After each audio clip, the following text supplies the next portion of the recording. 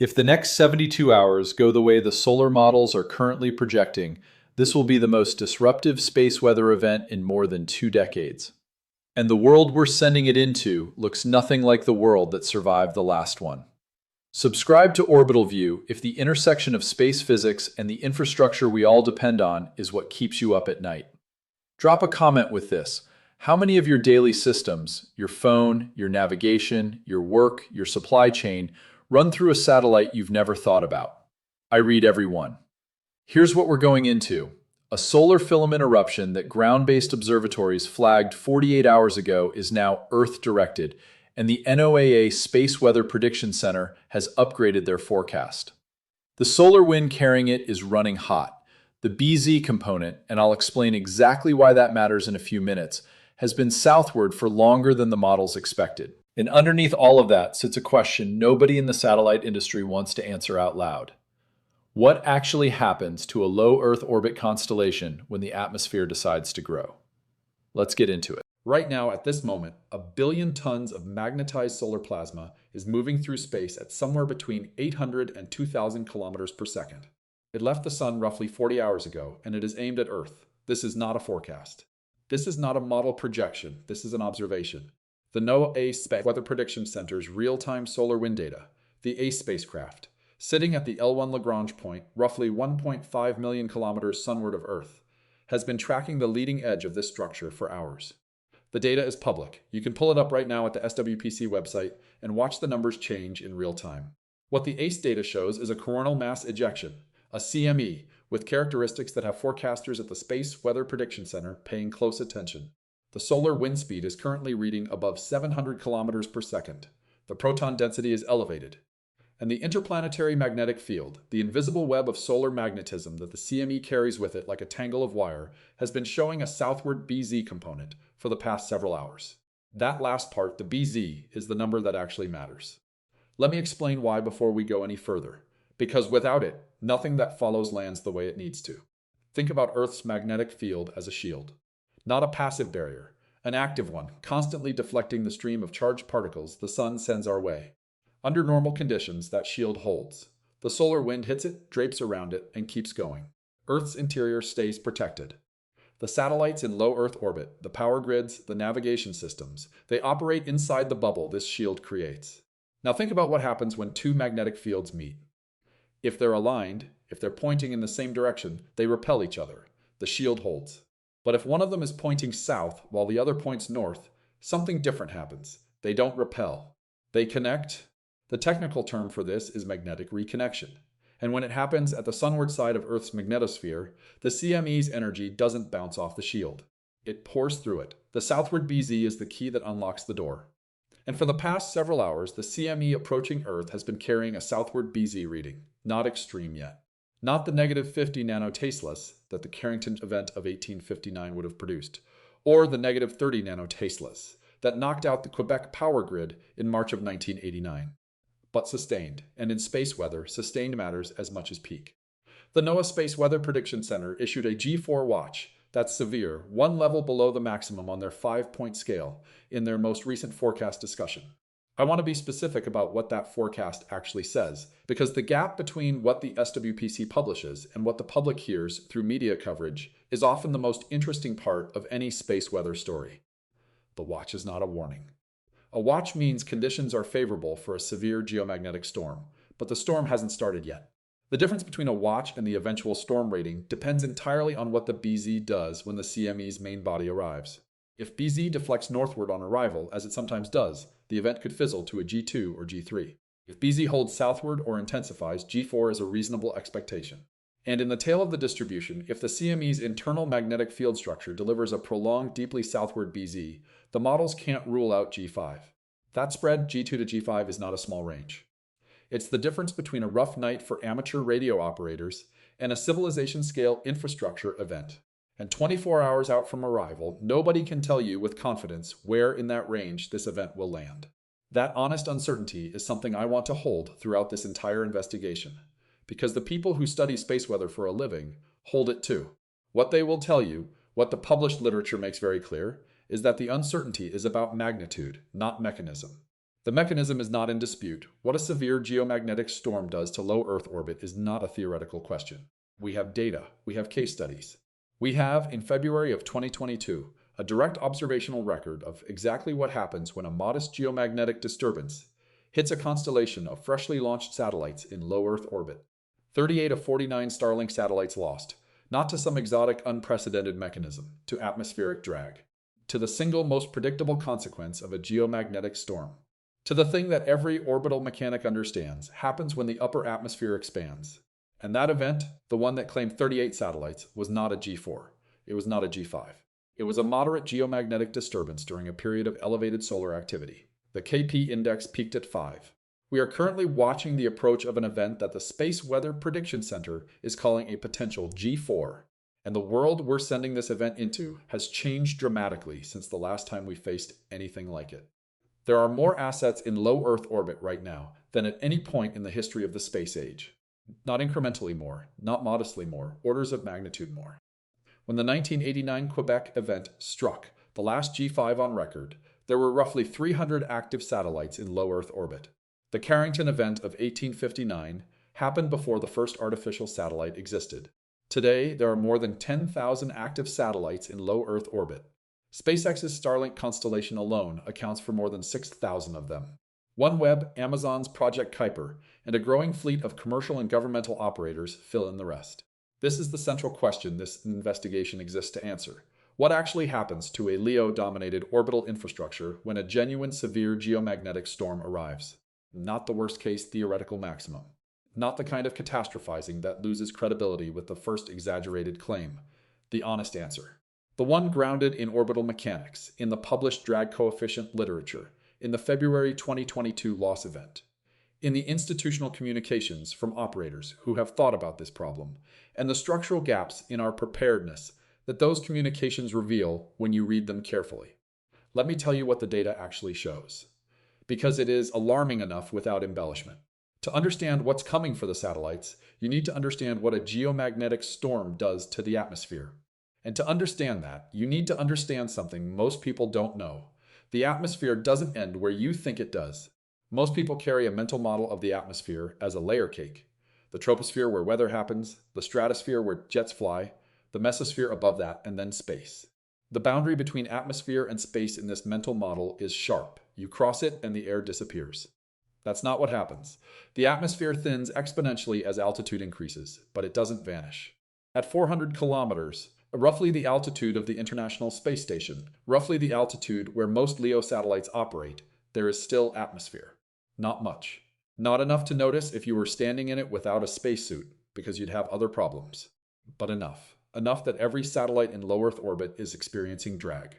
Every second of every day, the residual atmosphere at orbital altitude is pushing against the leading face of every satellite, stealing a tiny fraction of its velocity, nudging it incrementally lower. Under normal conditions, this is manageable. Satellites carry propulsion systems, or they rely on scheduled orbital boosts from their operators, precisely to compensate for this drag.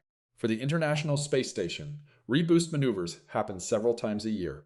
For Starlink satellites, the constellation's design accounts for drag as a baseline operating condition.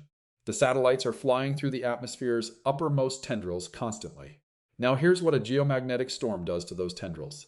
Think of the upper atmosphere as a balloon. Under normal conditions, it holds a certain size and shape, held in rough equilibrium by the balance between the energy coming in from above and the energy radiating away from below. When a geomagnetic storm hits, that balance breaks. The energy pouring through the reconnected magnetosphere, the energy that couldn't get in before the southward BZ opened the door, heats the upper atmosphere from above. The thermosphere, which is the layer that LEO satellites actually fly through, absorbs this energy. And when a gas is heated, it expands. The balloon gets bigger, not metaphorically bigger, physically bigger in a way that directly affects every satellite in that altitude range. The atmosphere that was previously at 350 kilometers of altitude gets pushed up to 400 kilometers.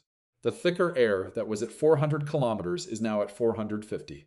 And every satellite that was flying through the thin residual atmosphere at its nominal orbit is now flying through air that's meaningfully denser. The physics of atmospheric drag are unforgiving in this situation. Drag force increases with atmospheric density. When density at orbital altitude doubles, and during severe geomagnetic storms, it can increase by factors of 3, 5, or even 10. Drag increases proportionally. Satellites that were experiencing a gentle, manageable deceleration suddenly experience a violent one by comparison. Their orbits decay faster. They drop altitude more quickly than their propulsion systems can compensate for. The technical term for this is thermospheric expansion. The relevant measurement is atmospheric density at orbital altitude, which is tracked by multiple systems including NOAA's Jacob-Bowman atmospheric density model and the more sophisticated NRM-Size 00 model that most satellite operators use for conjunction assessment. Both models have real-time inputs that respond to the Solar Activity Index, the F10.7 flux, the Geomagnetic API Index, and both update their density estimates as those inputs change. During the February 2022 event, the density at Starlink's deployment altitude, roughly 210 to 320 kilometers, increased enough to increase drag by roughly 50% above the baseline the mission team had planned for. That 50% increase was the killing blow for 38 satellites. Not because of catastrophic structural failure, not because of radiation damage, because the satellites couldn't maintain altitude. They fell. 50% density increase, 38 satellites. KP index peaking at 5, a G4 geomagnetic storm corresponds to a KP index of 8 or 9. The relationship between KP and thermospheric density is not linear. At KP9, density increases at LEO altitudes aren't 50% above baseline, they're several 100%. I want to be careful here about what that means for what's coming.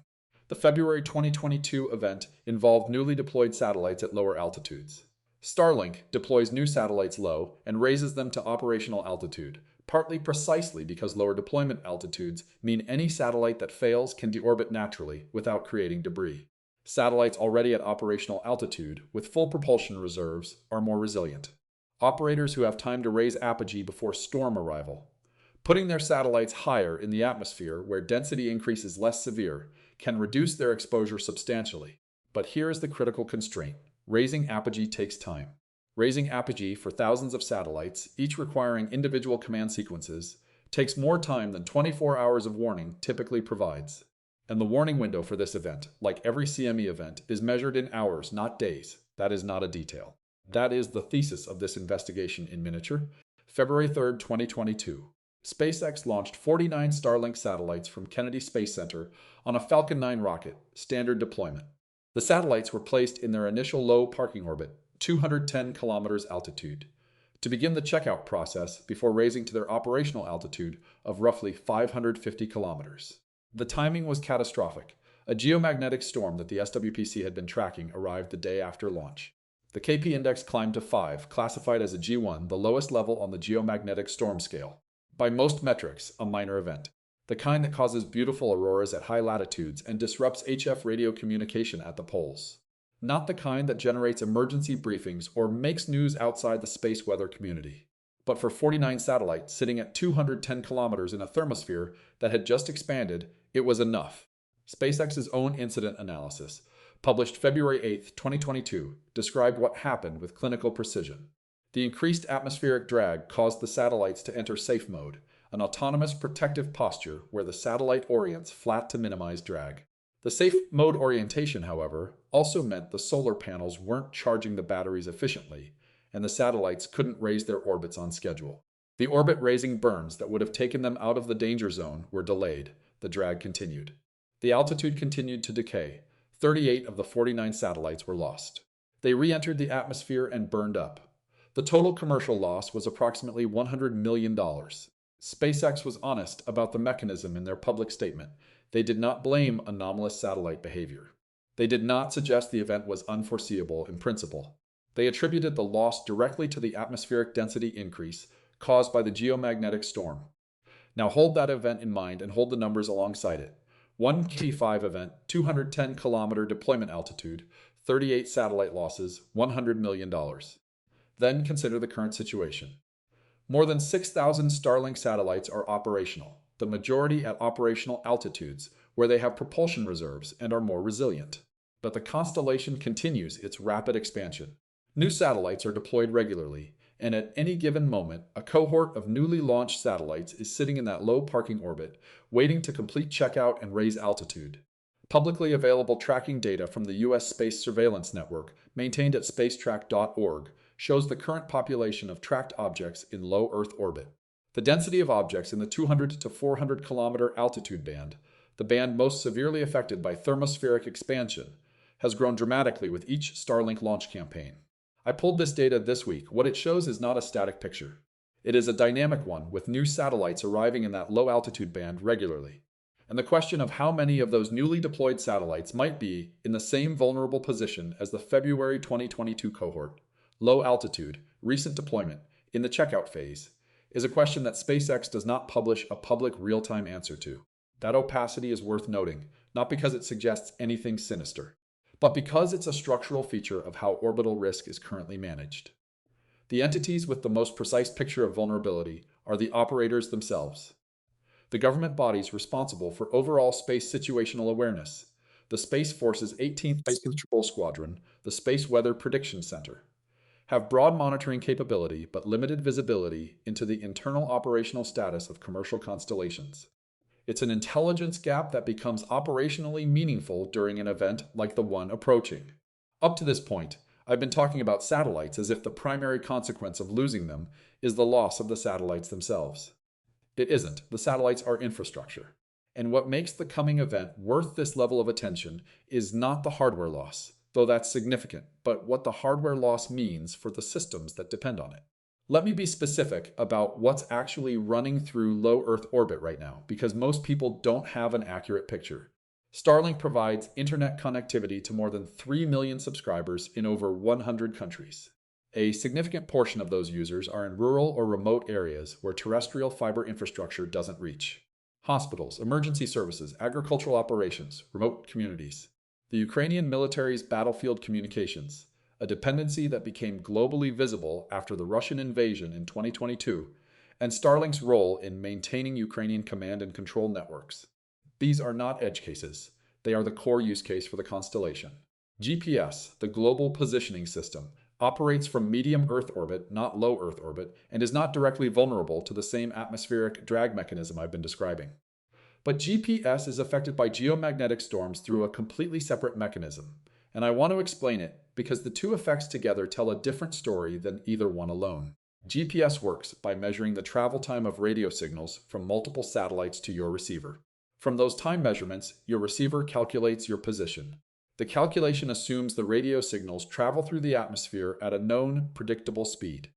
But the ionosphere, the layer of Earth's atmosphere between roughly 60 and 1,000 kilometers altitude, is filled with charged particles that slow and bend radio signals in ways that vary with the density of the ionosphere. Under normal conditions, GPS receivers use correction models that account for this bending. The corrections work well. GPS is accurate to a few meters under normal conditions. During a severe geomagnetic storm, the ionosphere becomes chaotic. The charged particle density becomes highly variable, highly unpredictable, and highly dependent on location. The correction models fail. GPS accuracy degrades, not uniformly, not predictably, but in patches and bursts that can take accuracy from meters to hundreds of meters or worse. In aviation, where GPS is now deeply integrated into approach procedures, instrument landing systems, and oceanic navigation, this degradation is operationally significant. During the March 1989 storm, the last G5 on record, GPS was not yet in wide operation.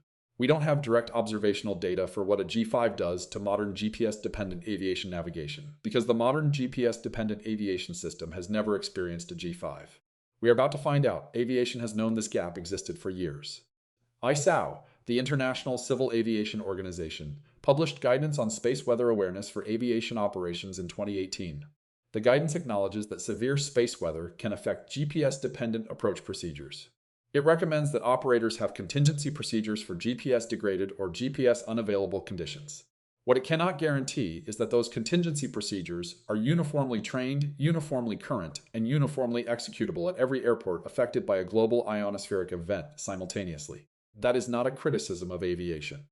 It is a structural observation about what it means to depend on a technology across a global system when the underlying assumptions of that technology fail simultaneously everywhere. Now add the Starlink communication dependency. Add the GPS degradation. Add the potential loss of LEO-based Earth observation satellites that provide the weather data feeding aviation forecasting, maritime routing, and agricultural planning. And add one more component that most coverage of space weather events completely misses: power grids. The geomagnetic storm that knocked out the Quebec power grid in March of 1989 took 90 seconds. From normal operation to province-wide blackout, 90 seconds. 6 million people without power. The mechanism was geomagnetically induced currents, GICs, which are essentially enormous, slow-moving electrical currents that the fluctuating magnetic field during a storm pushes through long conductive pathways. Power transmission lines are exactly that kind of pathway. Transformers at the ends of those lines are not designed to carry the kind of currents GICs produce. They saturate. They fail, and the transformers that fail in a severe GIC event are not the kind you can replace quickly. High-voltage transformers are custom-built, take months to years to manufacture, and the global supply chain for them is limited. The United States power grid is more GSIC resilient today than it was in 1989. NERC, the North American Electric Reliability Corporation, has implemented geomagnetic disturbance standards, and major utilities have added GIC monitoring and mitigation equipment to their most vulnerable transformer installations. Some of them, not all of them, and not all of the grid is equally protected. The vulnerability geography of the U.S. grid to GI events follows the geology and the grid topology. High-latitude regions, the upper Midwest, the Pacific Northwest, the Northeast, are more vulnerable than lower-latitude regions because GICs are stronger at higher magnetic latitudes. Long transmission lines carrying power across large geographic distances are more vulnerable than shorter local distribution systems. The regions of the U.S. that are simultaneously most exposed to GC risk and least redundantly served by the grid are not unknown. They appear in the FERC and NERC assessments. They have names. What a G4 or G5 event does to those specific choke points is not entirely theoretical. We have the 1989 Quebec data.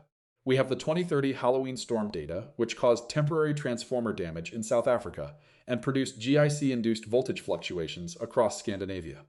We have a growing literature on the specific grid topologies that are most exposed. And I want to come back to all of it in detail, because the compound picture, satellite drag plus GPS degradation plus grid vulnerability, is not three independent bad things happening at once. It is three things that fail in ways that make each other worse. But first, I need to show you the mechanism at the center of all three, because they share one. And understanding it changes the way you read everything else in this investigation. Here's where I need to slow down, because the way space weather is communicated to the public, through the G-scale, through KP numbers, through breathless comparisons to the Carrington event, often obscures more than it reveals. And the numbers that actually tell you what's going to happen to satellites and power grids and navigation systems are not the ones that make headlines. Let me give you a more useful toolkit. The KP index is what most people have heard of. It's a 0 to 9 scale measuring the global geomagnetic activity level every 3 hours. A KP of 5 is a G1 storm. KP of 6 is G2. KP 7 is G4. KP of 9 is G5. You've probably seen these numbers in the Aurora forecast community, where they're used to predict how far south the northern lights will be visible. The KP is useful for what it's designed for, a rough global average of geomagnetic disturbance. But for specific effects, for what's happening to a satellite's orbit, for what's happening to a transformer in Manitoba, for what's happening to a GPS receiver at Tokyo Narita, a global average is too coarse.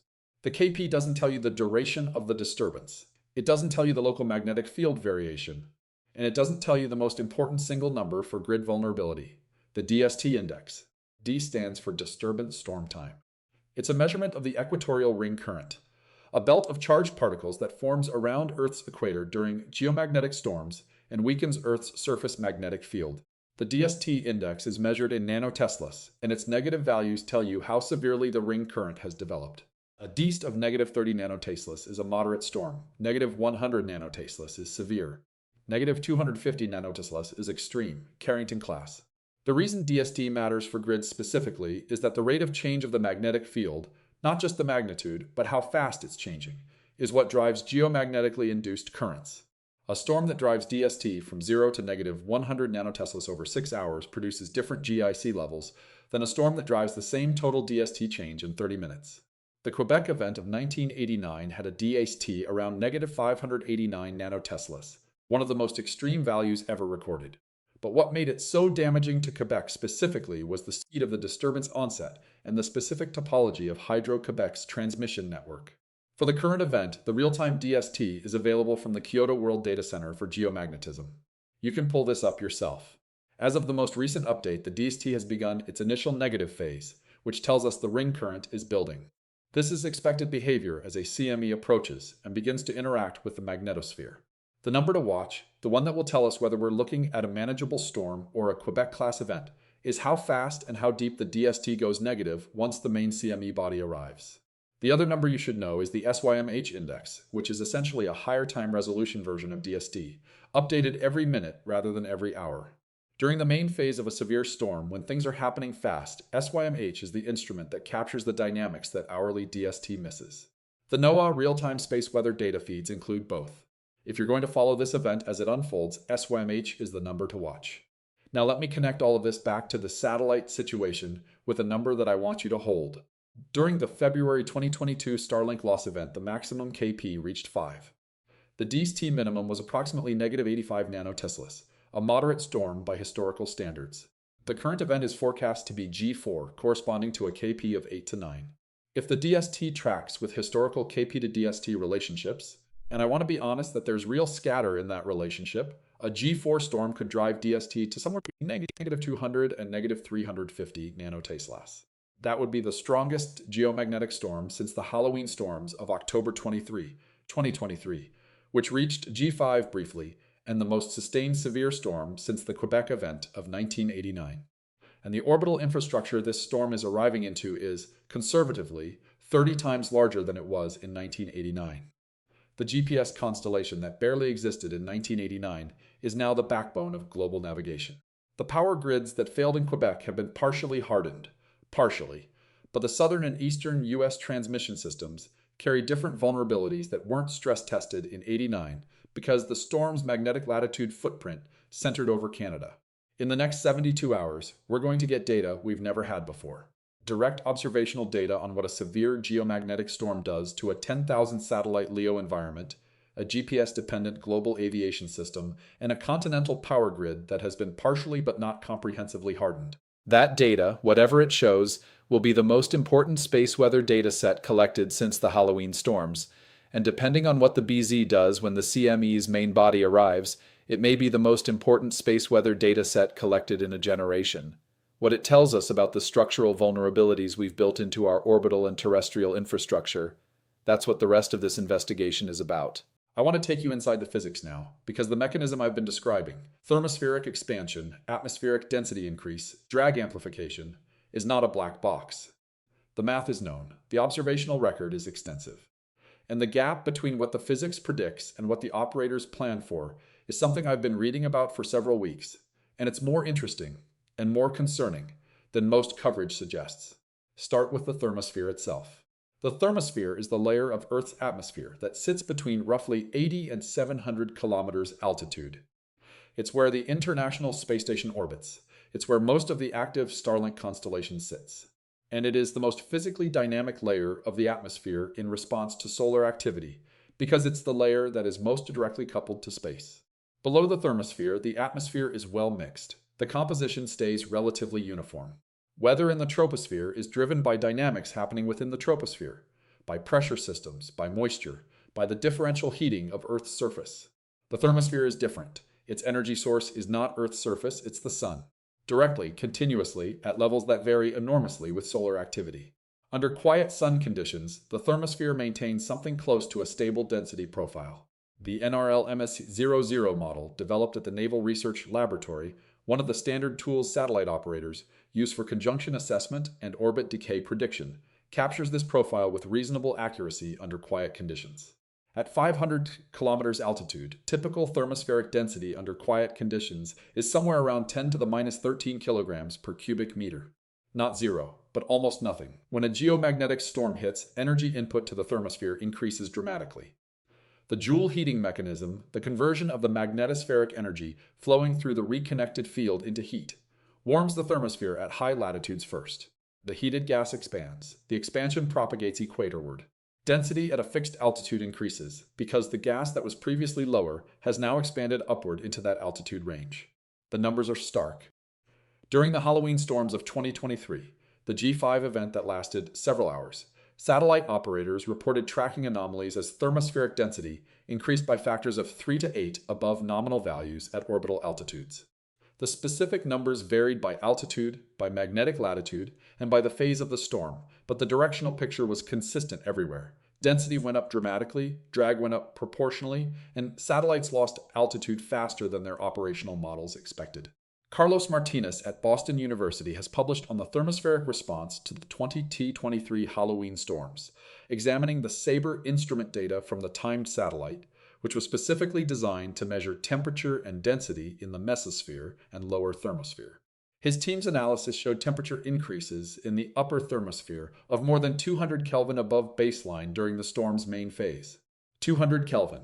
For reference, the total temperature difference between a hot summer day and a cold winter day at Earth's surface is roughly 50 Kelvin. The thermosphere experienced 4 times that change at altitude in a matter of hours. 200 Kelvin temperature increase translates to a density increase at constant pressure that follows from basic gas laws. Pressure times volume equals the gas constant times temperature.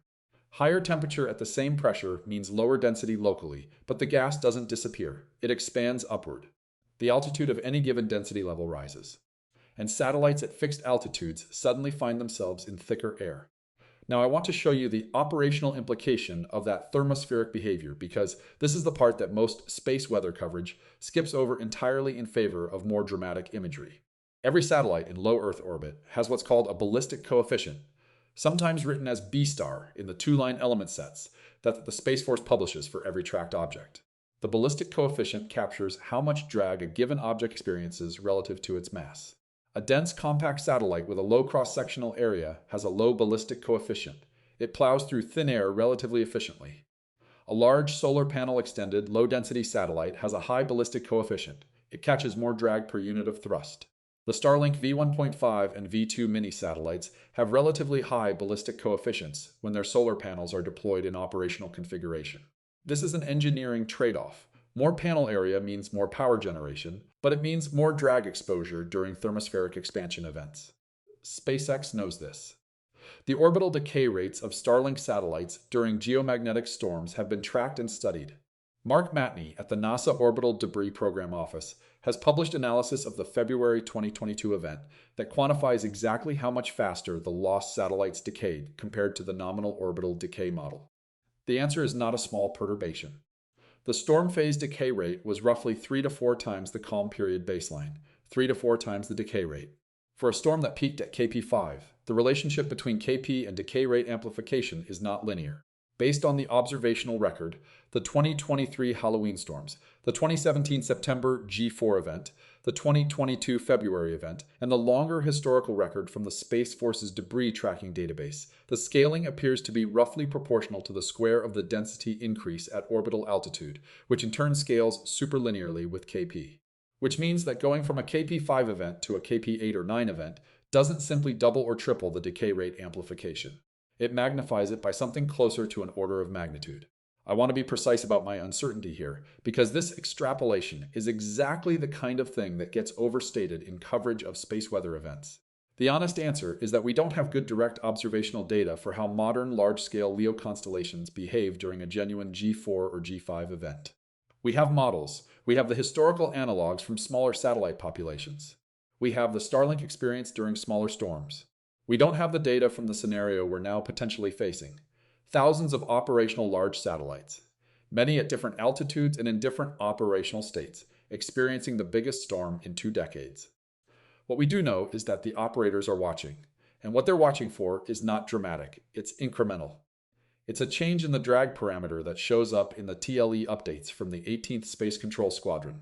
It's an orbit decay rate that starts exceeding the nominal model. It's the point where the gap between what the satellite can achieve with its propulsion system and what the atmosphere is demanding exceeds the propulsion reserve. For fully operational satellites with healthy propulsion reserves, that point may not be reached even in a G4 event. For satellites in checkout at low altitude, for satellites with degraded propulsion systems, for satellites near the end of their operational life, the picture is different. And this brings me to the compound problem that I think most coverage of the current event is missing entirely. The satellites themselves are the visible part of the problem. What they leave behind if they fail in large numbers is less visible, and in some ways more consequential. The Kessler syndrome, named for Donald Kessler, who described the mechanism in a 1978 paper, describes a scenario in which orbital debris reaches a density sufficient to trigger a self-sustaining cascade. An object strikes a satellite, generating fragments. Those fragments strike other objects, generating more fragments. The cascade grows until the affected orbital altitude band becomes unusable for any operational satellite. I want to be careful about how I present this risk, because Kessler syndrome is one of those concepts that gets invoked loosely in ways that aren't grounded in what the modelers actually say. The consensus in the orbital debris community is that we are not currently at the cascade threshold in low Earth orbit, but that we are closer to it than at any point in the history of the space age, and that the margin is not comfortable. The judgment that the cascade hasn't started yet comes with an important qualifier. It assumes that the current rate of fragmentation events doesn't significantly increase. A severe geomagnetic storm doesn't directly cause collisions, but it creates the conditions for them indirectly through a mechanism that several recent papers have been exploring. Here's how it works. When thermospheric expansion increases drag across the LEO population simultaneously, every object in that altitude band experiences orbit decay. But the decay rates are not uniform. Objects with different ballistic coefficients decay at different rates. Large, lightweight objects decay faster. Small, dense objects decay more slowly. The population of tracked and untracked debris, which numbers in the millions of objects smaller than 10 centimeters, responds differently to the density increase than the operational satellites do. The net effect is a reshuffling of the orbital debris environment. Objects that were previously in stable orbits at given altitudes migrate to lower altitudes faster than expected. Objects that were predicted to deorbit on certain timelines deorbit earlier. And in the transition period between the pre-storm orbital configuration and the post-storm configuration, the probability of conjunctions, close approaches between satellites and debris, changes in ways that the standard conjunction assessment tools aren't designed to handle. Normal conjunction assessment, the process by which Space Force's 18th Space Control Squadron issues conjunction data messages to satellite operators, assumes a relatively stable debris environment. The CDMs are based on covariance matrices that capture the uncertainty in each object's predicted position. Those covariance matrices are calibrated for normal conditions.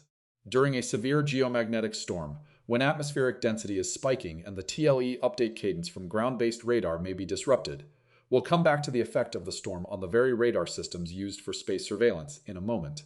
The covariance matrices go stale faster than normal. The predicted position uncertainties grow, and the CDM system, which is designed to flag when conjunction probability exceeds a threshold, may miss events that would have been caught under normal conditions because the orbital state estimates feeding the system are less accurate than usual. Ted Muehlhaupt at the Aerospace Corporation published a paper in 2023 on the conjunction assessment challenges during geomagnetic storm conditions specifically. His group's analysis found that the standard CDM product quality degrades meaningfully during storms with API index above 40, a level we're likely to exceed during a G4 event. The degradation isn't catastrophic. The CDM system doesn't simply stop working, but it introduces a period of elevated uncertainty during exactly the time when drag-induced orbital migrations are happening and the risk is highest. Now I'll add the radar disruption element, the ground-based radar systems that form the backbone of the U.S. space surveillance network, including the key sensors at Eglin Air Force Base in Florida, the GEODS optical telescopes, and the newer space fence radar on Kwajalein Atoll, are operated by the 18th Space Control Squadron. The Space Fence in particular, which became fully operational in 2020, is the most capable debris tracking radar ever built, capable of tracking objects as small as 10 centimeters at LEO altitudes. During a severe geomagnetic storm, radar systems operating at HF and VHF frequencies experience significant signal degradation from ionospheric effects. The Space Fence operates at S-band, which is more resistant to ionospheric interference than lower frequencies, but S-band radar isn't immune. The Space Force's own doctrine documents acknowledge that space surveillance capability is reduced during geomagnetic storm conditions. Put it together. A storm that simultaneously increases drag-induced orbital migration, degrades the accuracy of conjunction assessment tools, and reduces the ability of the space surveillance network to maintain accurate tracking of the debris population, creates a window of elevated collision risk that is genuinely different from the sum of its parts. This is the compound event framework applied to orbital mechanics. Not dramatic, not catastrophic in any single component. Serious, precisely because the components interact. I want to show you one historical example of this kind of interaction, because it illuminates something about the structural nature of the vulnerability in a way that statistics alone don't. October 28, 2023. Two of the most powerful solar flares in the modern observation record occurred within 2 days of each other. The X-17 flare on the 28th and the X-10 on the 29th generated CMEs that delivered back-to-back geomagnetic storms to Earth on October 29th and 30th. The combined storm reached G5 conditions, KP9, for several hours, and the Ds plunged to approximately negative 420 nanoteslas. Wait, I want to correct myself. The Halloween storms I'm referring to occurred in October and November of 23, which I mentioned earlier in this investigation. But there was also a significant historical Halloween storm in October 23 and 24 of 2003. Both events share the Halloween storm label in the literature, which creates confusion. Let me be precise. The 2003 Halloween storms are the historically significant G5 event I want to examine as a case study. The more recent 2023 event was also significant but not as severe. The 2003 Halloween storms. 59 countries reported disruptions to power infrastructure during the event. The state-owned power utility in South Africa reported transformer damage that required significant repair work, notable because South Africa is at relatively low magnetic latitude, which illustrates how far the effects of a major storm can propagate from the polar regions where the primary energy deposition occurs. 39 satellites experienced anomalies or outages during the storm period. Of those, 3 suffered permanent failure or damage. The ADOS 2 satellite, a Japanese Earth observation platform, was lost entirely. The Midori 2 satellite experienced a total power loss attributed to the storm. The Stardust spacecraft, then in interplanetary space, had its star tracker temporarily blinded by the radiation environment the storm created. And this is where I want you to pay attention to the timeline, because the cascade of failures didn't happen all at once. The first indicator was the X-17 flare on the 28th, which produced the strongest solar energetic particle event since 1989. The particle radiation arrived at Earth within hours of the flare, moving faster than the CME itself. Satellites immediately began experiencing increased radiation. Solid-state memory in computers and instruments, the kind that stores operating parameters and software, is vulnerable to what are called single-event upsets when high-energy particles pass through it. A single-event upset can corrupt a bit. A 0 becomes a 1 or vice versa, which in critical flight software can cascade into a system anomaly. Before the CME even arrived, before the main geomagnetic storm phase began, satellite operators around the world were already dealing with anomalies. Some were minor, some required safe mode commands. And the operations centers dealing with those anomalies were also the operations centers responsible for monitoring and responding to what was coming next. This is the staffing problem that never makes the headlines. A satellite operations center during normal conditions handles a manageable number of events per day. During a major space weather event, the anomaly rate spikes simultaneously across the entire constellation. Every satellite requires attention. Every anomaly requires evaluation. And the operations center's capacity to respond doesn't scale with the number of satellites in distress, because trained satellite operators are a finite resource, and their training timelines are measured in years, not weeks. The 2003 Halloween storms caught the industry at a moment when the LEO satellite population was small by today's standards. The operational satellite population in 2003 was roughly 500 total, across all orbits, all operators. Today, Starlink alone has more than 6,000. The anomaly rate at the same storm severity would be proportionally different. The required operational response would be proportionally different. Whether the commercial satellite operators who manage today's constellations have scaled their operations teams and anomaly management infrastructure proportionally to the growth of their satellite populations is a question I've been unable to find a published, transparent answer to. What I have found is SpaceX's publicly disclosed operations model, which relies heavily on autonomous satellite health monitoring and automated responses to reduce the operator workload per satellite. That approach works well during routine operations. Whether the automation handles the kind of correlated simultaneous anomalous environment that a G4 storm would create is a question the February 2022 event provides only a partial answer to. In 2022, the anomaly was uniform and simple drag. All the satellites were experiencing the same problem, and the automated response, entering safe mode, was coherent. In a G4 event with simultaneous radiation-induced software anomalies, attitude control system upsets from the altered magnetic field environment, and drag-induced orbit decay, the anomaly environment is not uniform. It's noisy, correlated, and varied. And automated systems designed for routine anomaly management may encounter failure modes their designers didn't anticipate. I don't say this to suggest catastrophe is inevitable. I say it because the structural resilience of the satellite operations infrastructure to correlated multi-failure mode events is a serious gap in the public discussion of space weather preparedness. I mentioned in Chunk 1 that GPS is affected by geomagnetic storms through a different mechanism than satellite drag, through ionospheric disturbances rather than thermospheric expansion. I want to go deeper on this now, because the GPS vulnerability during a severe storm is both less dramatic and more pervasive than the drag-induced satellite loss mechanism, and because the downstream consequences for aviation, maritime navigation, and precision agriculture run deeper than most non-specialists realize. The GPS signal travels from satellite to receiver through roughly 200 to 2,000 kilometers of ionosphere, depending on the geometry. The ionosphere is not uniform. It's a plasma, a soup of electrons and ions created by ultraviolet and X-ray radiation from the sun ionizing the upper atmosphere. The electron content of the ionosphere varies systematically with latitude, local time, and solar cycle phase. It also varies dramatically during geomagnetic storms. The quantity that GPS systems care about is the total electron content, or TE. High T means the signal is being slowed more. Rapidly changing TEC, as happens during a storm, means the correction models can't keep up. And in the equatorial region, geomagnetic storms produce a specific phenomenon called equatorial plasma bubbles, regions of severely depleted electron content that form after sunset and drift across the ionosphere on timescales of minutes to hours. When a GPS signal passes through an equatorial plasma bubble, it experiences rapid, essentially unpredictable phase shifts that receivers can't correct for.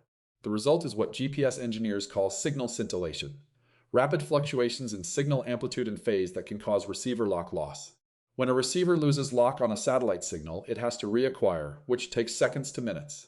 If multiple signals are simultaneously scintillating, as they can be during a major storm, the receiver may not be able to maintain the minimum number of satellite locks required for a position solution. For an aviation approach at a busy international airport, GPS signal loss during final approach is not a tolerable event. The FAA's SPAS system, the Wide Area Augmentation System, or WAAS, is specifically designed to provide integrity monitoring and corrections for GPS signals used in aviation approaches. WAAS uses a network of ground reference stations to measure GPS errors and broadcast corrections in real time. During ionospheric storms, WAAS protects users by issuing not monitored flags, essentially telling receivers that it can't guarantee the integrity of the GPS signal in a given region. When WAAS issues not monitored, aircraft lose their instrument approach authorization for GPS-based procedures. They revert to ILS, instrument landing systems, ground-based radio navigation, or to VOR approaches or to circling approaches. In clear visibility, this is manageable. In instrument meteorological conditions, low cloud ceilings, reduced visibility, it can mean diversions, holds, or delays. Robert Lejeune and colleagues at the FAA's Volpe Transportation Systems Center published a study in 2020 of WAAS performance during historical solar maximum periods that includes analysis of storm events. Their finding is sobering in its specificity. The October 30, 2003 Halloween storm produced WAAS not monitored alerts covering much of the continental United States for portions of several hours. During those periods, Category I GPS approaches, the most common precision approach type at U.S. airports, were unavailable for a significant fraction of U.S. airports. Think about what that means operationally. Not every airport is ILS equipped. Not every ILS equipped airport has current ILS approaches certified for all runway ends. And not every approach controller and pilot is equally current on non-GPS backup procedures, because those procedures are used increasingly rarely as GPS penetration has deepened into the aviation system. The 2003 Halloween storm caused this for portions of several hours. The forecast storm we're watching is potentially more severe than the 2003 event in terms of DST magnitude. If the ionospheric disturbance tracks the geomagnetic disturbance, and it generally does, with a complex latitude and local time dependence, the WAAS coverage disruption could be broader and longer lasting than anything in the modern GPS-dependent aviation era. This is not speculation. This is the output of models that have been validated against historical events and are currently being run by the FAA's Space Weather Operations Group, which has been quietly ramping up its monitoring posture as this event approached. What those models can't tell you, what no model can tell you, is how the interaction between disrupted GPS approach procedures and disrupted communication, if the Starlink backbone serving remote and underserved airports is degraded and disrupted weather forecasting, if LEO Earth observation satellites are experiencing drag-induced operational anomalies, plays out across the global aviation system simultaneously. That combination has never happened before, not at this scale. Not with this depth of GPS dependency in aviation, and not with this density of LEO infrastructure carrying the communications and Earth observation data that aviation operations depend on. But now I want to show you the one thread of this investigation that most people watching the headlines right now have completely missed. Because everything I've described so far, satellite drag, GPS degradation, power grid vulnerability, shares a single mechanism. And understanding it changes the risk calculus for each individual thread in a way that makes the whole significantly larger than the sum of its parts. There is a concept in atmospheric science called teleconnection. The idea that weather and climate patterns in geographically distant regions can be linked through shared atmospheric dynamics. El Niño is the most famous teleconnection. Sea surface temperatures in the equatorial Pacific drive rainfall patterns in Australia and drought in East Africa through a chain of atmospheric coupling that crosses ocean basins. I want to borrow that framing for space weather because the thing that connects satellite drag to GPS failure to grid vulnerability to aviation disruption is not just the storm. It's a specific property of the storm that amplifies all of them simultaneously. Think of it this way. Imagine one hand resting on a console of levers, each lever controlling a different vulnerable system. The satellite drag lever, the GPS ionosphere lever, the geomagnetically induced current lever, the radiation environment lever. When that hand pushes down, when the storm arrives, all four levers move together because they're connected to the same hand. The southward BZ that opens the magnetosphere to the CME's energy simultaneously drives thermospheric expansion, ionospheric restructuring, ring current enhancement, and energetic particle injection. These aren't independent events that happen to coincide. They're coupled outputs of the same fundamental physical process.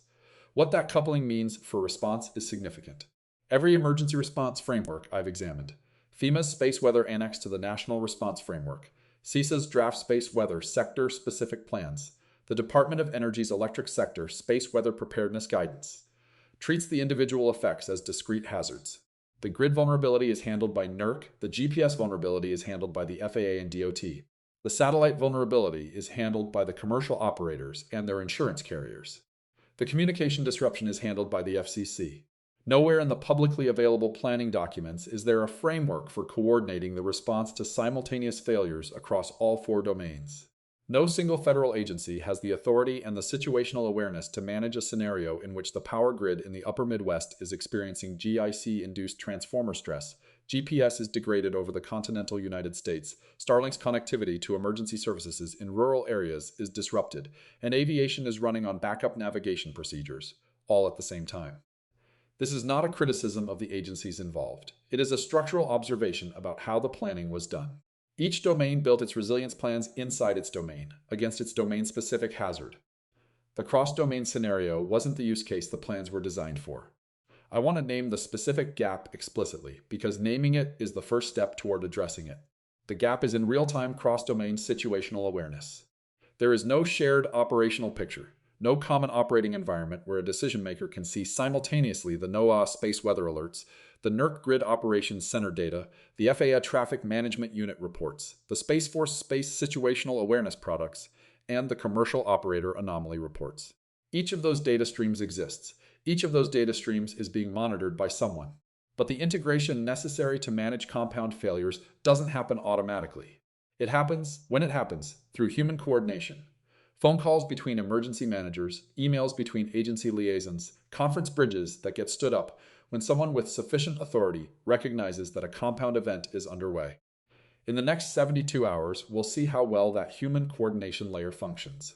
And whatever we see, successful coordination that limits the damage, or gaps that allow failures to cascade in ways that wouldn't have happened with better cross-domain situational awareness, will be a data point that's more important than any individual satellite loss or grid event. Because the structural vulnerability isn't in the hardware. The hardware is known. The physics is known. The structural vulnerability is in the coordination layer that's supposed to turn distributed monitoring into coherent response. And that layer has never been tested at this scale. I want to come back to the power grid now, with more specificity than I gave it in Chunk 1. Because the grid vulnerability during a geomagnetic storm is the effect that has the most direct and immediate consequence for the most people. And the public discussion of it tends to swing between two extremes that are both wrong. The "don't worry, we've hardened the grid" reassurance, and the total civilization collapse, catastrophizing. Neither is accurate. The accurate picture is more granular and more instructive than either. Start with what actually happens when a geomagnetically induced current flows through a high-voltage transformer. High-voltage power transformers, the large units that step voltage up for long-distance transmission and step it back down for distribution, are designed to operate with alternating current at 60 Hz. In the US, that 60 cycle per second oscillation is the fundamental parameter the transformer is designed around. The iron core inside the transformer saturates and desaturates in rhythm with that oscillation.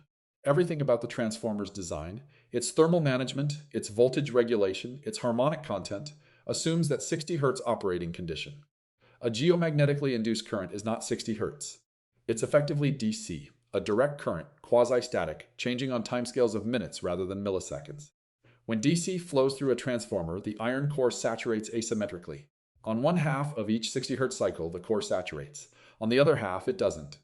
The result is a heavily distorted current waveform, a transformer behaving like a linear device for one half cycle, and a saturated, essentially short-circuited device for the other. The consequences are three. First, the transformer draws dramatically more reactive power from the grid, which can cause voltage instability at the system level.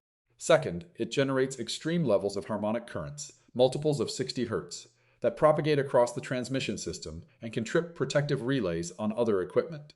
Third, the transformer itself experiences severe internal heating in components, particularly the tank walls and the tie plates, that aren't designed to dissipate heat under these conditions.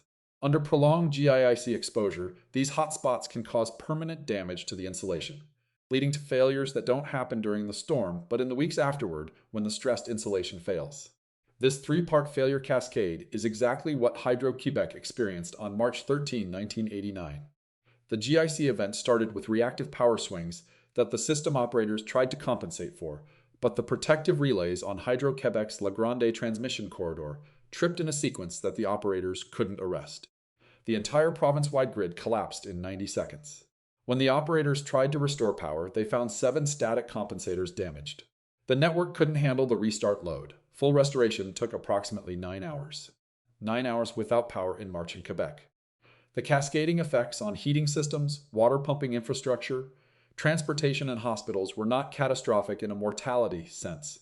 The event happened at approximately 2:44 in the morning when industrial load was low, and Quebec's winters had prepared the population for power interruptions in ways that less historically disrupted regions haven't. But the economic impact was estimated at several $billion, and the event generated a transformer shortage that affected other North American utilities for months afterward. Now I want to tell you about a part of the United States power grid that the 1989 event barely touched, and that has a different vulnerability profile that the existing hardening work hasn't fully addressed. The southeastern United States sits at lower magnetic latitudes than Quebec. The big GIC events in history, 1989, the July 1982 storm, the March 2001 storm, primarily affected systems in the upper Midwest and the Northeast, because those regions are closer to the auroral zone where geomagnetically induced currents are strongest. The southeastern utilities looked at that history and calibrated their vulnerability accordingly. But here's what John Kappenman's work at Meditech Corporation, and later the geomagnetic storm impact modeling work commissioned by the Federal Energy Regulatory Commission in 2012 showed. The transformer vulnerability to GIC damage doesn't depend only on the strength of the GIC. It depends on the intersection of GIC amplitude and transformer design, and the high-voltage transformers in the southeastern U.S., many of them built in the 1980s and 90s, have design characteristics that make them more sensitive to GIC damage at lower current levels than the transformers in the upper Midwest that have already been subject to more frequent mild GIC events. The southeastern U.S. transformers haven't been tested by regular mild GIC events that would reveal their vulnerability. They've been operating in a relatively benign GIC environment for their entire operational life. And a G4 or G5 storm, which produces significant GICs at latitudes well south of the auroral zone, the 1989 event produced measurable GICs in Texas and Florida, could expose those transformers to conditions they've never experienced. FERC Order 849, issued in 2018, required U.S. utilities to develop and implement geomagnetic disturbance resilience plans. NERC's implementation of that order established vulnerability assessment frameworks and required utilities to identify their most exposed transformer installations. What the implementation did not do, what the standard explicitly acknowledges it does not do, is require physical hardening of identified vulnerable transformers. It requires assessments, operational procedures, and in some cases, switching practices that can limit GIC flow during a storm.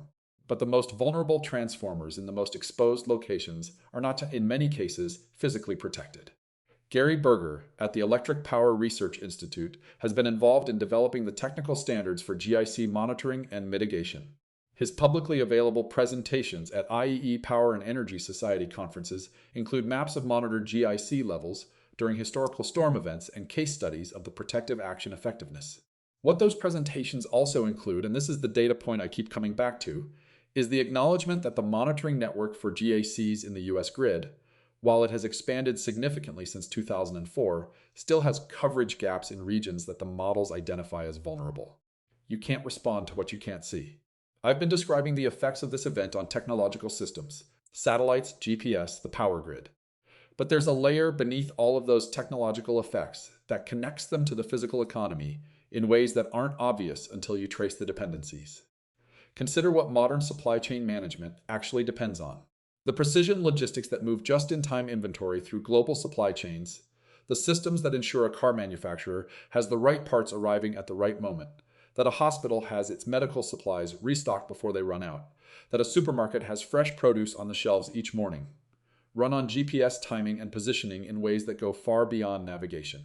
GPS is the universal time standard for logistics systems. The timestamp on every electronic transaction, the synchronization signal for cellular networks and financial clearing systems, the timing reference for port operations and rail switching systems, all of it runs on GPS time. GPS time accuracy is 1 nanosecond per day relative to UTC. The ionospheric disturbances that degrade GPS positioning accuracy don't necessarily degrade GPS timing to the same degree. The timing signal is more robust than the positioning signal to ionospheric effects, because you only need one satellite for timing, not 4. But during severe ionospheric storms, signal scintillation can cause timing receivers to lose lock and experience phase jumps that introduce errors. The consequences of GPS timing errors in financial systems are narrow but significant. The Bank for International Settlements has noted that GPS timing is used in settlement systems across multiple major financial exchanges. An exchange that experiences GPS timing failure doesn't necessarily crash. Modern systems have backup timing from multiple sources, but the coordination between exchanges that depend on synchronization to the same GPS time standard can be disrupted. This is a second-order effect, and I want to be honest that it's at the speculative end of what the current evidence supports. But the dependency is real, it's documented, and it represents a class of vulnerability that wasn't relevant when the space weather planning literature was written 20 years ago. Now let me add the maritime component, because it's more directly and immediately exposed than the financial timing question. Modern maritime navigation runs on GPS. The era of celestial navigation, taking star sights with a sextant to determine ship position in mid-ocean, has not disappeared entirely from maritime training, but it has largely disappeared from maritime practice. Most ships navigate with chart plotters and GPS receivers that provide continuous sub-meter accuracy position fixes. AIS, the automatic identification system that tracks ship positions for collision avoidance and port management, uses GPS time and position for its broadcasts. During a major GPS disruption, maritime AIS degrades.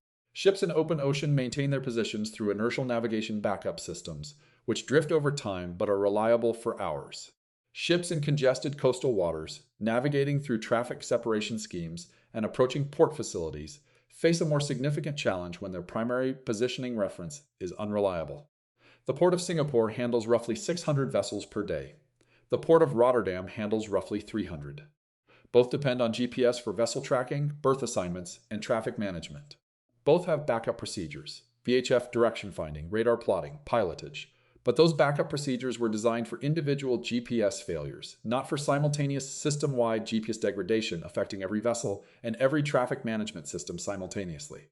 The 2024 study by Thomas Deal and colleagues at Delft University of Technology, published in the Journal of Navigation, modeled GPS degradation scenarios during space weather events and their effect on traffic throughput at major European ports.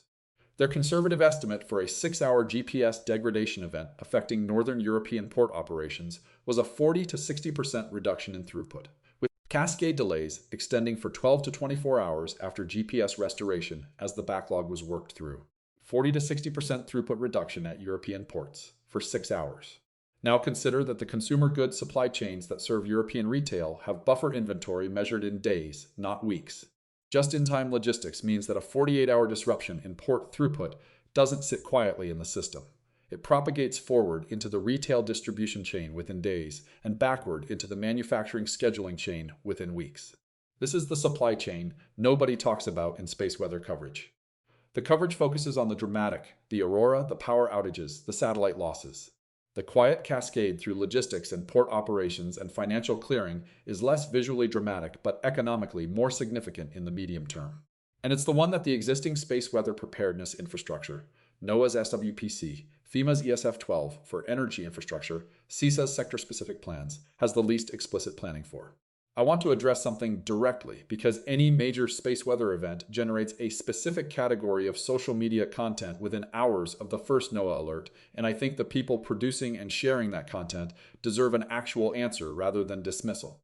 The claim is variations on a theme. Events like this, unusual solar activity, CMEs with unusually convenient timing, geomagnetic storms that correlate with geopolitical events, are caused, modified, or enhanced by human technology. The specific technologies invoked are usually HARP, directed energy weapons, or classified government weather modification programs. Let me address each of these with the actual physics, because the physics is decisive. HARP, the High Frequency Active Auroral Research Program, is a real facility near Gacona, Alaska, operated since 2015 by the University of Alaska Fairbanks. Its maximum output power is 3.6 megawatts. The facility uses phased array radio antennas to transmit in the high-frequency band and study ionospheric physics. It is a genuine research tool that has produced real science, including documented small-scale ionospheric perturbations that have been measured and published. 3.6 megawatts, that is the number. A moderate geomagnetic storm, KP5, the level that lost 38 Starlink satellites, deposits energy into the thermosphere at a rate of roughly 5 terawatts during its main phase. A terawatt is 1 trillion watts. 5 terawatts is 5,000 gigawatts. HARP's 3.6 megawatts is 3.6 thousandths of a gigawatt. The ratio between the energy a moderate storm deposits and the energy HARP can produce is approximately 1.4 billion to 1. That is not a rounding error. That is the difference between the brightness of a birthday candle and the output of the sun. HARP could not modify a KP2 disturbance. It cannot influence the trajectory of a coronal mass ejection. It cannot affect the BZ component of the solar wind. These are not engineering limitations that could be overcome with a larger facility. They are the physical scale of the phenomenon relative to any conceivable human technology that operates within the atmosphere.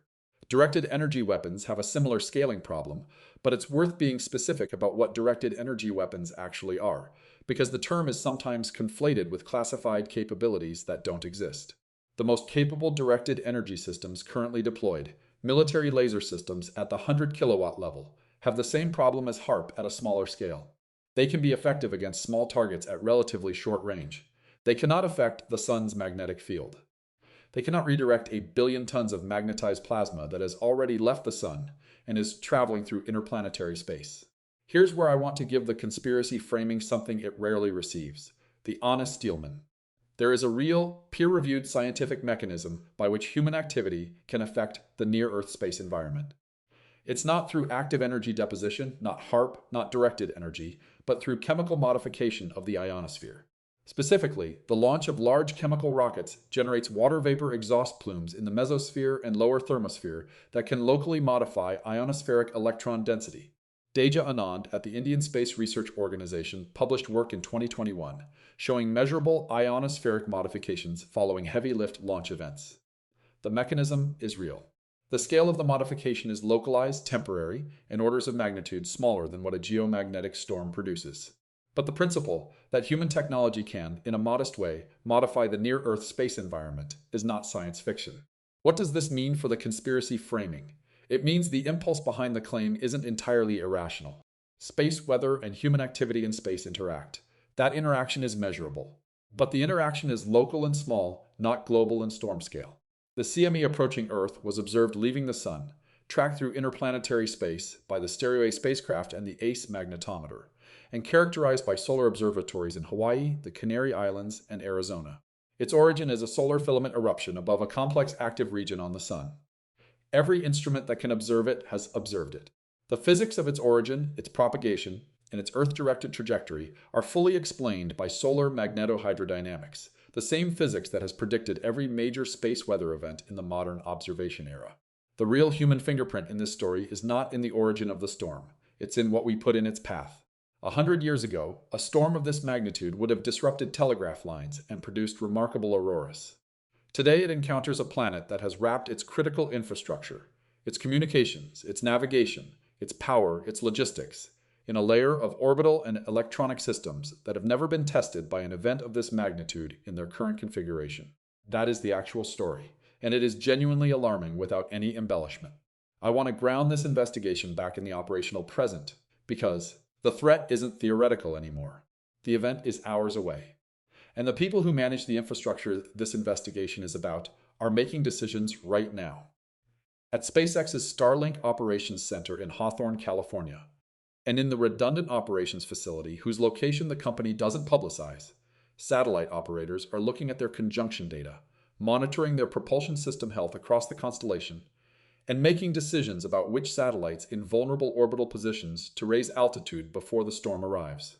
I cannot tell you specifically what SpaceX is doing, because the company does not provide real-time public commentary on its storm preparation activities.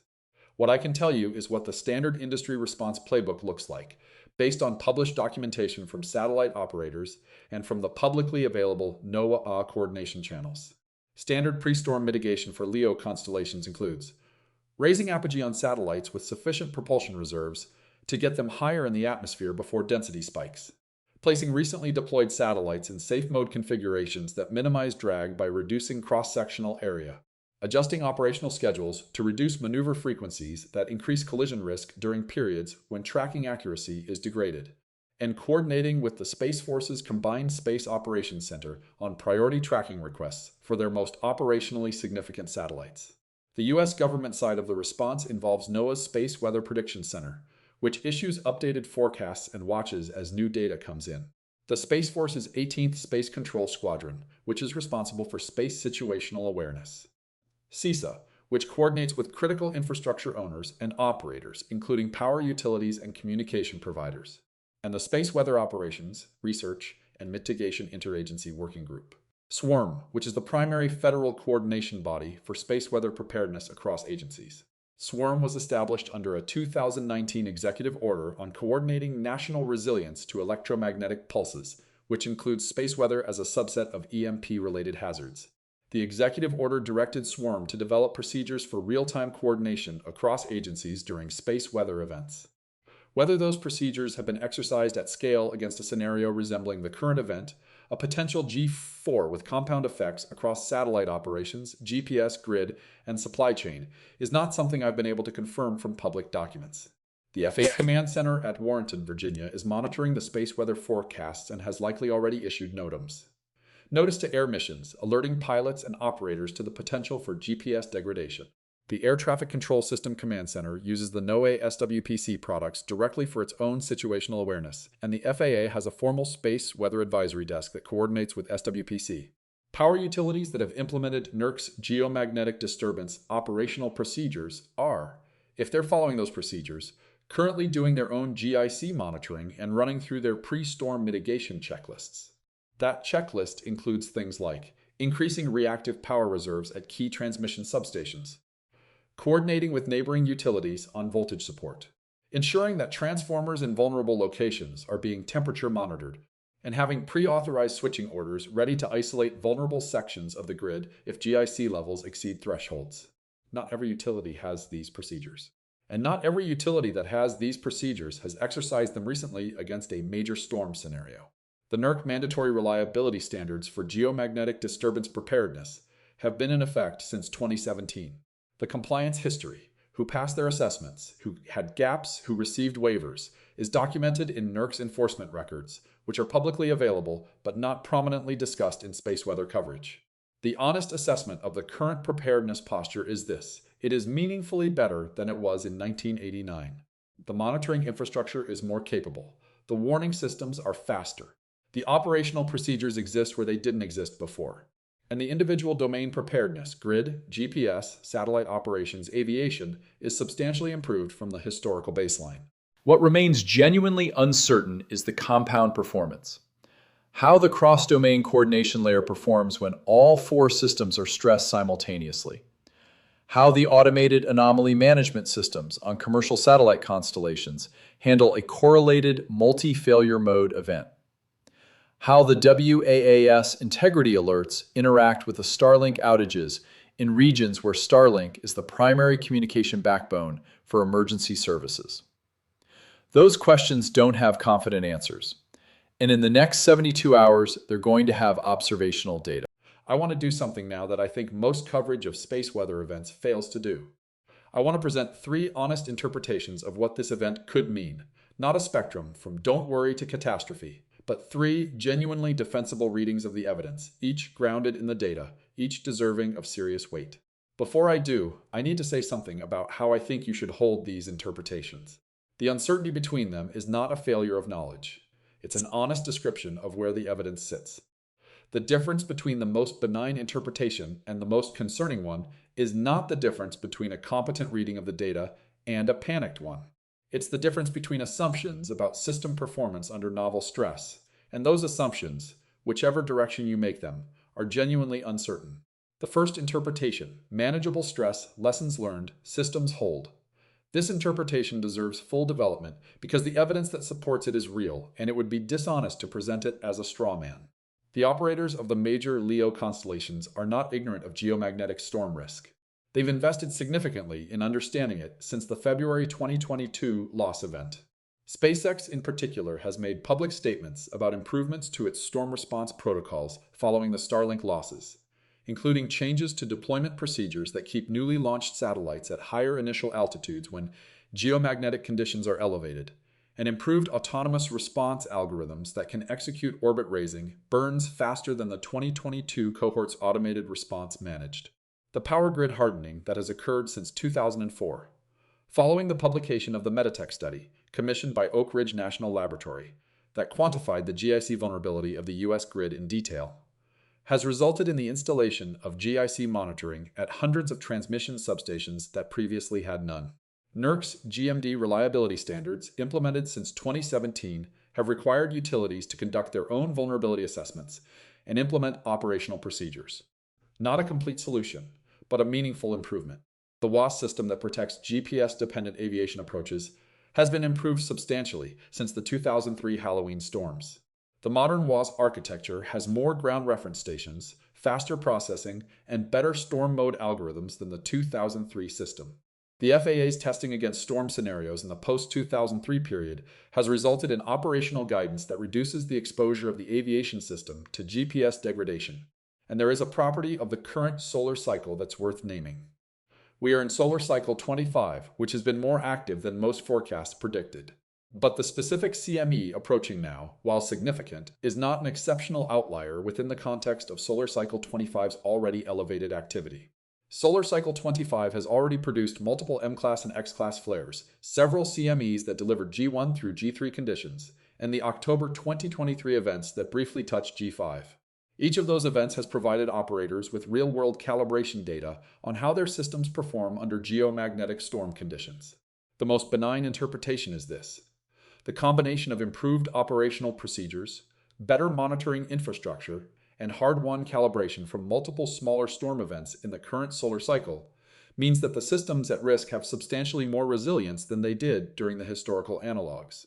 The storm arrives, it stresses the infrastructure. The operators manage the stress using procedures that didn't exist in 2003, and the event produces significant but bounded disruption. Some satellite anomalies, some GPS degradation, some grid events, resolved within 24 to 48 hours. This is a fair interpretation. The evidence for it is genuine. It is the interpretation that the space weather operations community, the professionals at SWPC, at the 18th Space Control Squadron, at the major constellation operators, would give you if you asked them in an official capacity. And it is not wrong. It is a fair reading of what improved preparedness looks like.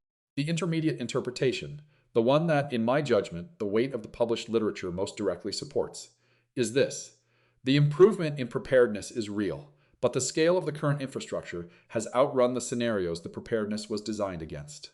Every mitigation measure I've described was developed against a reference scenario.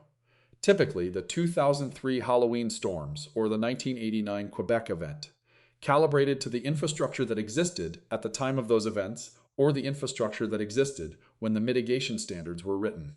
The NERC GMD standards were finalized in 2016. The reference scenario for those standards was a storm with the characteristics of the 1859 Carrington event, the biggest storm in the historical record, applied to the US grid as it existed around 2010. What the reference scenario did not include was a 10,000 satellite LEO constellation, providing the communication backbone for emergency response coordination. It did not include GPS as the primary navigation and timing reference for aviation, maritime operations, and financial clearing. It did not include the specific conjunction assessment challenges created by a large, dense LEO population experiencing correlated drag perturbations. The hardware mitigations on the grid are designed around a specific threat model, GIC amplitude at key transformer installations. The operational mitigations, the switching procedures, the reactive power reserves, are designed around a specific operational playbook. What neither the hardware nor the operational mitigations address is the scenario where the grid is stressed by GICs simultaneously with communication infrastructure disruption that reduces the operator's ability to coordinate. Power grid emergency response depends on communication. The operators at transmission system control centers need to communicate with neighboring utilities, with their own field crews, with regional reliability coordinators. They use a combination of dedicated communication circuits, cellular networks, and, increasingly, internet-based systems. If Starlink connectivity is degraded in the storm's early hours, and if cellular networks experience elevated traffic from a disrupted public, and if the landline circuits that serve transmission system control centers have their own storm-related vulnerabilities. The communication layer that enables coordinated grid response is itself stressed at the exact moment that coordinated grid response is most needed. This is not a speculative scenario I'm constructing. This is the compound event framework applied to the specific operational dependencies of the entities responsible for storm response. Every one of the dependencies I've named is documented. The question is whether they've been explicitly modeled together. The second interpretation holds that the individual domain mitigations are real and meaningful, but that the cross-domain dependencies represent a class of vulnerability that the existing preparedness framework hasn't stress-tested against a G4 or G5 event in the current infrastructure configuration. The event will produce disruptions in some domains, significant ones, and the response will reveal whether the coordination layer that's supposed to tie the individual domain responses together works the way it's supposed to work when all the domains are stressed simultaneously. The key evidence point for this interpretation is not any single study. It's the aggregate of what the published preparedness documents say about their own scope. The NERC GMD standards explicitly acknowledge they address transformer and relay protection, not communication infrastructure resilience. The FAA Space Weather Guidance addresses GPS approach procedure availability, not the interaction between GPS degradation and communication disruption for remote airports. The commercial satellite operator plans, what we can infer from them, address constellation orbital health, not the downstream effects of connectivity disruption on emergency services. Each document describes a coherent mitigation within its scope. Nowhere is there a document that addresses the full compound scenario. And in the gap between the individual domain mitigations and the compound scenario is where the second interpretation lives. The third interpretation requires the most care to present, because it occupies the part of the probability distribution that is low but not zero, and the consequences, if it's correct, are the ones that most justify the investment of attention this investigation is asking for. This interpretation begins with the BZ. The behavior of the interplanetary magnetic field's BZ component during a CME's main body arrival is at present not reliably predictable more than 30 to 60 minutes before it's measured at the L1 Lagrange point. We have models, the WSA-NLO model that SWPC uses for CME arrival prediction, the more recent NOAA global MHD models, that can forecast CME arrival timing and general magnetic field configuration with useful accuracy. What they cannot do reliably is predict the detailed BZ time series, whether BZ will be southward, how far south, for how long, and whether it will have the kind of sustained southward orientation that drives the storm's main phase to extremes. The most concerning version of the current event requires three things to be true simultaneously. First, the CME's internal magnetic field structure delivers a prolonged, deeply southward BZ, something in the range of -40 to -60 nanoteslus or stronger, sustained for several hours. Second, the storm's main phase arrives during a period of high LEO traffic density, which is to say, now not during a relatively quiet period of orbital operations. And third, the GIC environment during the main phase is sufficient to stress the most vulnerable transformer installations in the geographic regions, where NERC's monitoring network has the sparsest coverage. If those three conditions are met, the third interpretation describes something that looks qualitatively different from the first two. The DST minimum under a sustained -60 BZ storm could reach -400 nanoteslus or deeper. the range that includes the 1989 Quebec event and the 2003 Halloween storms. At DST values in that range, the thermospheric density increase at LEO altitudes is not a factor of 2 or 3. It's a factor of 5 to 10 or more, depending on altitude and magnetic latitude. At a factor of 5 to 10 density increase, the drag environment for LEO satellites is genuinely unprecedented in the era of large commercial constellations. Satellites at higher operational altitudes, 500 to 550 kilometers, are more protected because the density increase at higher altitudes is proportionally smaller. But satellites in the 200 to 350 kilometer band, including any newly deployed Starlink cohorts in their checkout phase, decommissioned satellites awaiting deorbit, and the population of other operational satellites at lower operational altitudes, experience the full density amplification. The space debris environment in that altitude band, already dense by historical standards, undergoes the orbital reshuffling I described earlier. The CDM product accuracy degrades, the conjunction risk window opens. Simultaneously, the GIC environment in the southeastern U.S. grid, the region with less robust monitoring coverage and transformers that have never been tested against major GIC events, experiences current levels that stress the specific transformer designs Kappeman's modeling identified as most sensitive. The monitoring network in that region doesn't see all of it. The Protective Action Playbook was written for transformer installations that are monitored. The unmonitored ones are operating on operator judgment and regional coordination, not real-time GIC measurements. And the communication infrastructure degradation, Starlink operating in degraded mode in the Aurora-affected regions, cellular networks congested with public demand, HF radio disrupted by ionospheric absorption, GPS timing affected, is happening at exactly the moment when the emergency response coordination across all three domains simultaneously needs to function. I want to be precise about the probability I'm assigning to this third interpretation. I'm not assigning one, because the honest answer is that nobody knows. The BZ behavior on CME arrival is not currently predictable with the precision required to distinguish between the second interpretation and the third. The CDM product degradation during storm conditions has been studied but not against the current LEO population density. The southeastern grid GIC response at the current monitoring coverage level is a gap in the published data. What I can say is this: the conditions for the third interpretation to be applicable are not extreme or exotic. They require the CME to behave within the range of documented historical behavior for G4, G5 events, the LEO population to respond to thermospheric expansion the way the physics predicts, and the grid to respond to GICs the way the modeling suggests. None of those requirements asks for anything outside the envelope of what has happened before. The difference between the second interpretation and the third isn't that the third requires extraordinary events. It's that the third requires ordinary events happening simultaneously in a system that hasn't been stress tested against their combination. Let me be explicit about the lines between what the evidence establishes and what remains genuinely open. What is established? The CME approaching Earth is real and Earth-directed. The SWPC watch for G4 conditions is grounded in current solar wind data from the ACE spacecraft.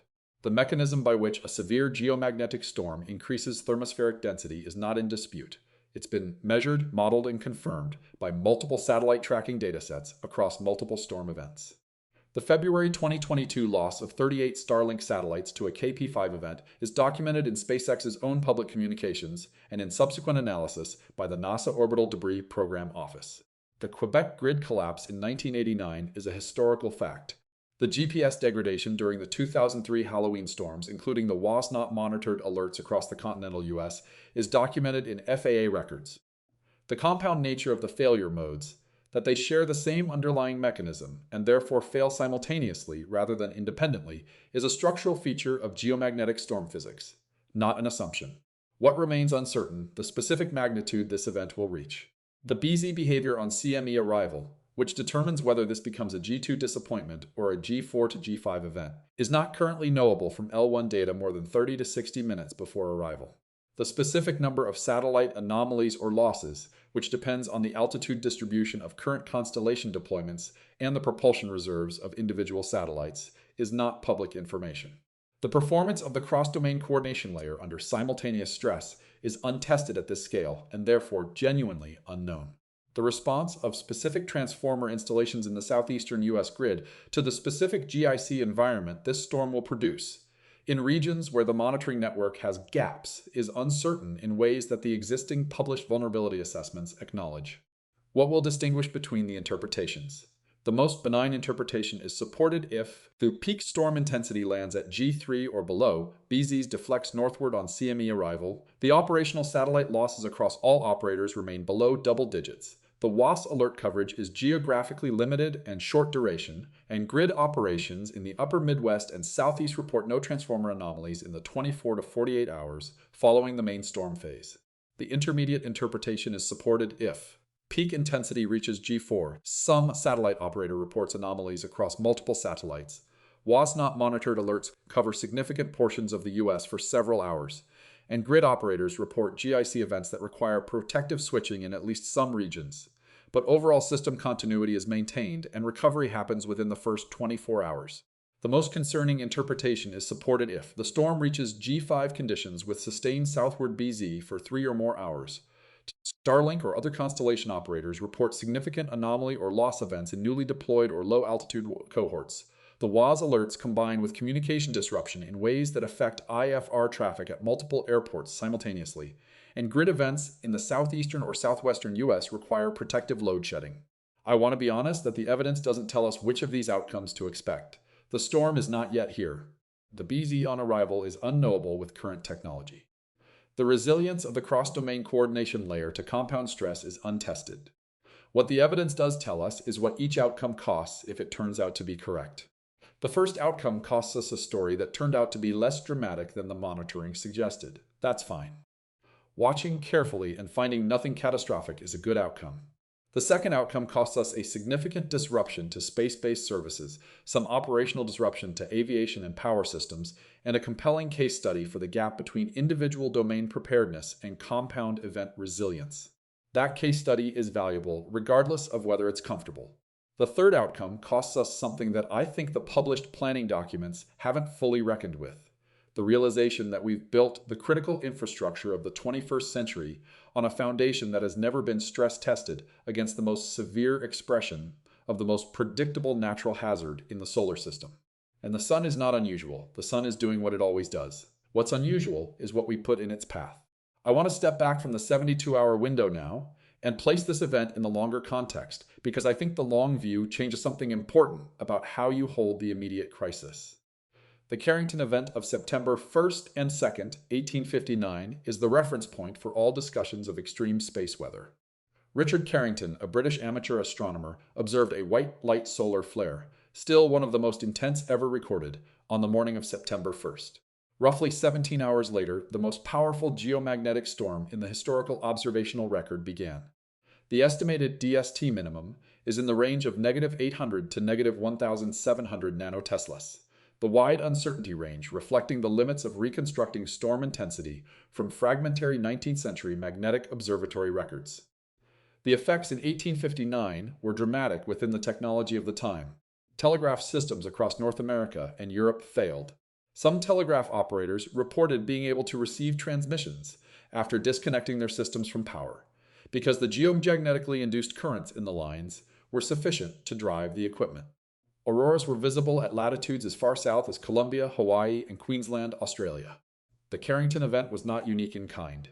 The Miyake event of 774 CE, identified in the isotopic record of tree rings and ice cores, produced a solar energetic particle event roughly 10 to 15 times more energetic than anything in the modern instrument record. There are additional events in the same proxy record, around 993 CE, around 5400 BCE, that indicate the Sun produces events of Carrington level or greater on timescales of decades to centuries.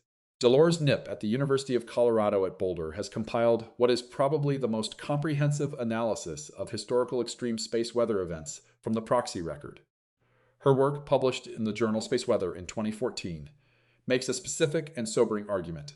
The return period for Carrington-class events is somewhere between 100 and 500 years. We are approximately 165 years past the Carrington event. The uncertainty range on the return period means the next Carrington-class event could be in the next decade, or it could be in the next 300 years. The proxy record cannot distinguish between those possibilities.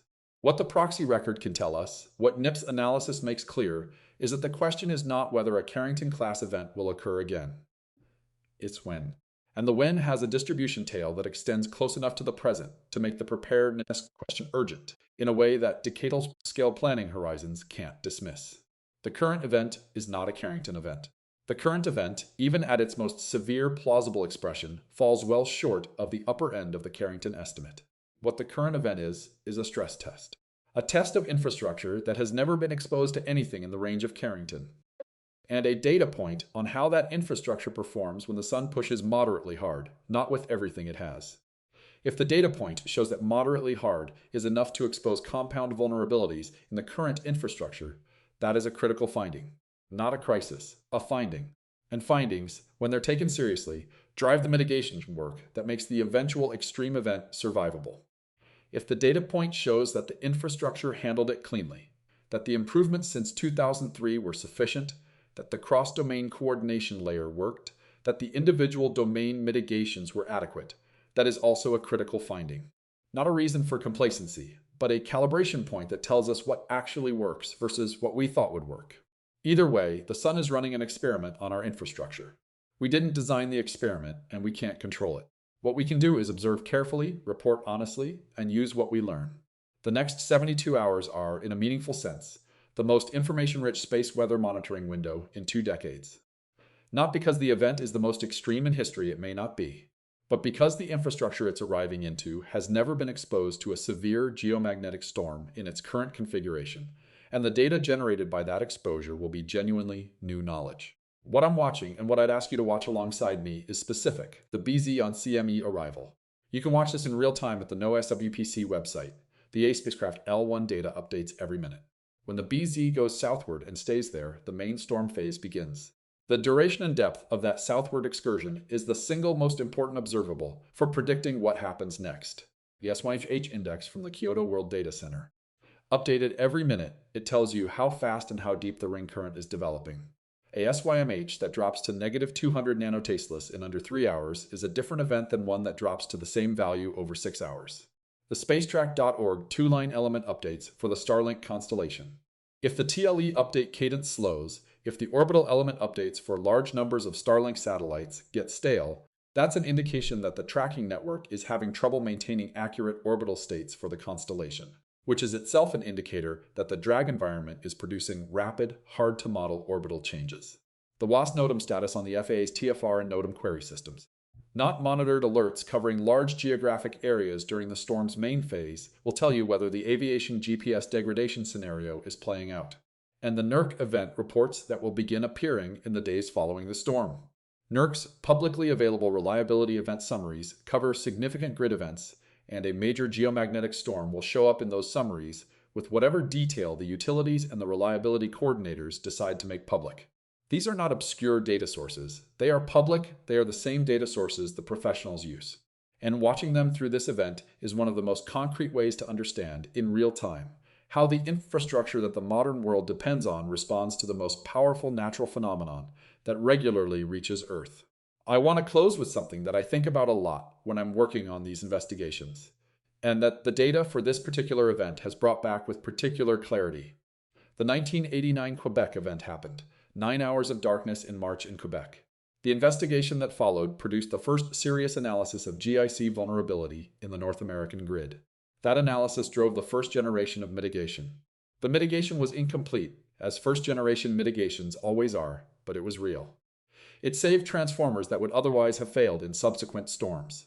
The February 2022 Starlink loss happened. 38 satellites, $100 million.